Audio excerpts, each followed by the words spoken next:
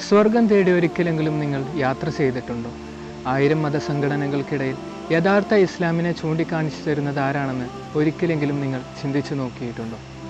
പാക് വംശജനായ സിയാവുദ്ദീൻ സർദാർ സ്വർഗം തേടി ഒരു മുസ്ലിം സന്ദേഹിയുടെ യാത്രകൾ എന്ന കൃതിയിൽ വായനക്കാരോട് ഉന്നയിക്കുന്ന ചോദ്യങ്ങളാണിത്. ഈ കൃതി അദ്ദേഹത്തിൻ്റെ ആത്മകഥ മാത്രമായിരുന്നില്ല.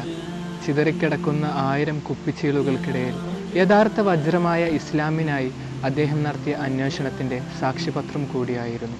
അസംഖ്യം മതരാഷ്ട്രങ്ങളുടെയും മതസംഘടനകളുടെയും ഇടയിൽ അദ്ദേഹം അടിവേരോട് ചേർന്ന് ജീവിച്ചു. പലവിധ മുഖംമൂടികൾ അണിഞ്ഞ ഇസ്ലാമിനെ അദ്ദേഹം കണ്ടെത്തി. തീവ്ര ഇസ്ലാമിക വാദവും വഴിവിട്ട മതേതരത്വവും അതിൽ ചിലത് മാത്രമായിരുന്നു. പറുദീസ ഒരു സ്ഥലമല്ല, അത് നമ്മെ മുന്നോട്ട് നയിക്കുന്ന ഒരു സ്വപ്നമാണ്, ഒരു ആശയ ലക്ഷ്യമാണ്, അതൊരു പ്രതീക്ഷയാണ്. ആധുനിക മുസ്ലിം സമൂഹം അനുഭവിക്കുന്ന പ്രശ്നങ്ങളുടെയും ആന്തരിക സംഘർഷങ്ങളുടെയും കൃത്യമായ പരിഹാരം ഈ കൃതി അന്വേഷിക്കുന്നുണ്ട്. ഒരു മുസ്ലിം സാമൂഹിക നിരീക്ഷകന്റെ ചിന്താമണ്ഡലങ്ങളിലൂടെ സഞ്ചരിക്കാൻ നിങ്ങൾ താല്പര്യപ്പെടുന്നുവെങ്കിൽ ഈ കൃതി കണ്ടെത്തുക, വായിക്കുക. ഒരുപക്ഷെ നിങ്ങളും നാളെ അദ്ദേഹത്തെ പോലെ സ്വർഗം തേടി യാത്രയായേക്കാം.